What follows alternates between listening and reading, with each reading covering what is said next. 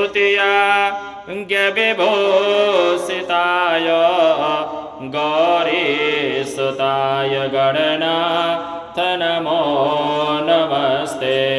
या स्त्री स्वयं सुकृतना भवने सुलक्ष्मी पापात्मानां कृतधियां हृदये सुबुद्धि श्रद्धा सतां कुलजना प्रभवात्सला च तां नता स्म परिपालय देवि विश्व।